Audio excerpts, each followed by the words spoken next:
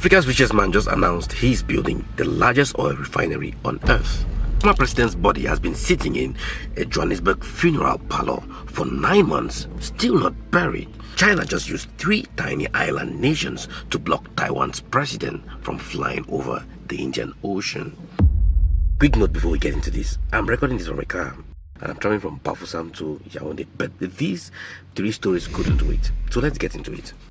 You see, every morning, millions of people fuel their cars, run their generators in East Africa, cook their food using fuel that was refined somewhere else.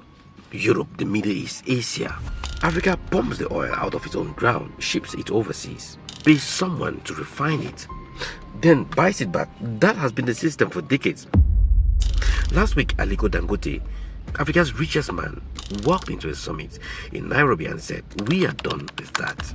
You see, Dangote's refinery in Lagos already possesses 650,000 barrels of crude oil per day.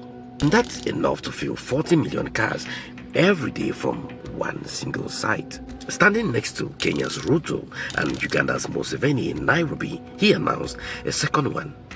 Same scale like the one in Lagos in Tanga, Tanzania. Fed by pipeline from Mombasa, and all that will be ready in just 5 years. You know, he now has the experience. That's why in our last video I told you that Africa needs to have its own business tycoons. They need to have their own Shell, their own Total, their own BP. You see, the refinery headline is not the part that got me.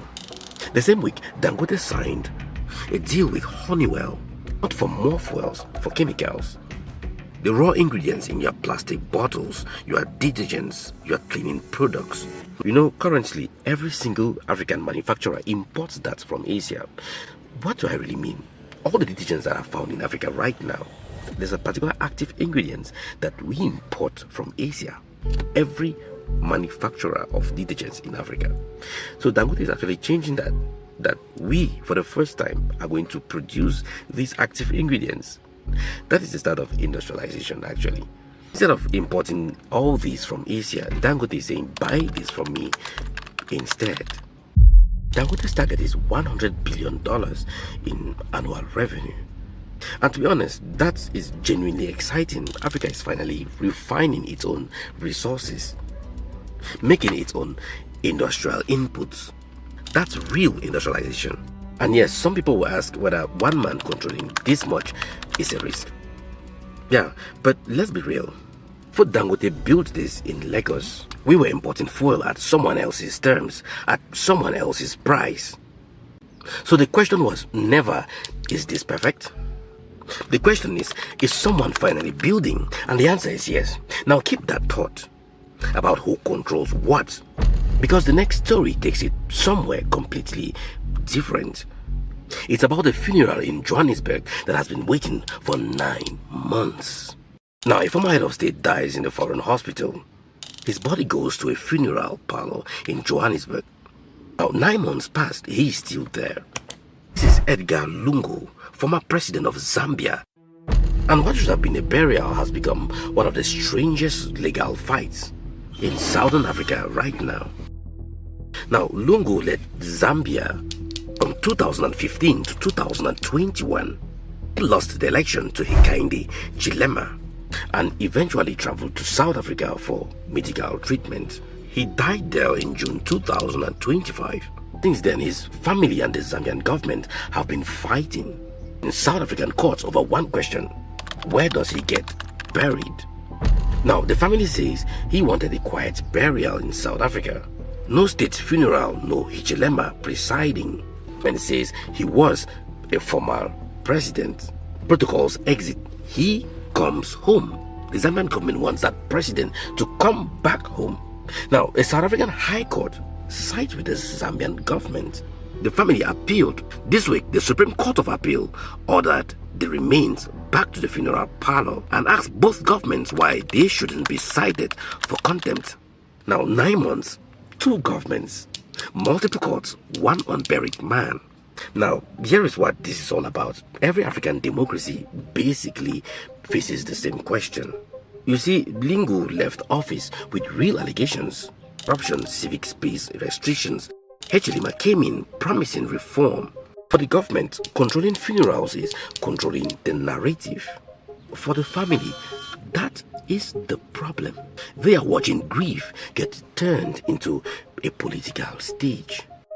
And South Africa is stuck in the middle. Its courts becoming the default arena for other countries' unfinished political wars. That's a rule with real cost. Man's family can't bury him 9 months. Whatever you think about his politics, that's wrong. Now I need you to follow me to the Indian Ocean. No troops, no sanctions.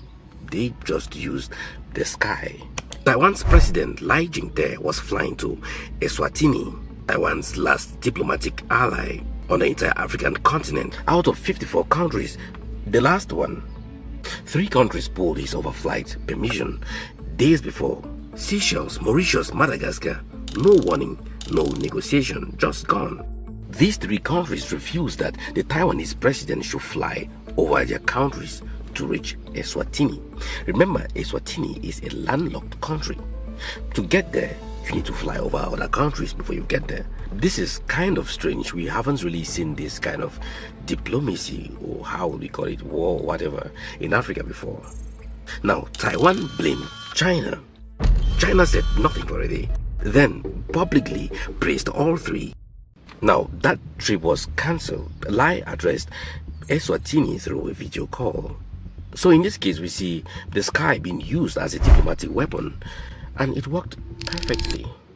On the surface, those 3 countries just followed their stated policy. They all recognize China, not Taiwan. Technically, they are allowed to deny overflight. But those permissions weren't denied when the trip was announced weeks ago.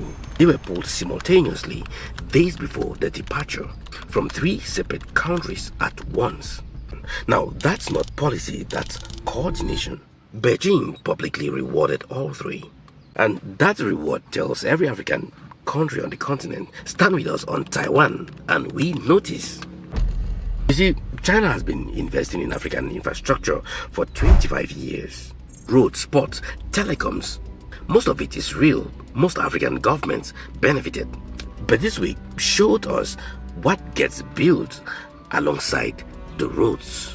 Influence, the ability to call 3 small countries and ask them to do something quiet, legal and perfectly timed. No military, just relations cashed in. So the question quietly being asked across the continent, how much of any government's decision-making space is already shaped by who invested in them? That's not rhetorical. It applies to Chinese money, Western aid, Gulf investment, all of them. Who built your infrastructure? Who holds your debt? You see, those aren't just economic questions, they are sovereignty questions as well. You see, infrastructure is never just infrastructure, it comes with geometry. This week, 3 islands showed you what that looks like. If that level of influence can close airspace, what else can it reach? 3 stories, 1 week. An African man building oil infrastructure the size of a small country on African soil for Africa. A funeral caught in a political crossfire. And a sky that got closed by paperwork. You see, power in 2026 doesn't look like armies. Sometimes it looks like refinery permits, but orders, overflight approvals. The question for Africa and for everyone watching from the diaspora is who is building the structures that let Africa set its own terms. Because right now, some are being built for Africans and some are being built around Africans. Knowing which is which, that's the work.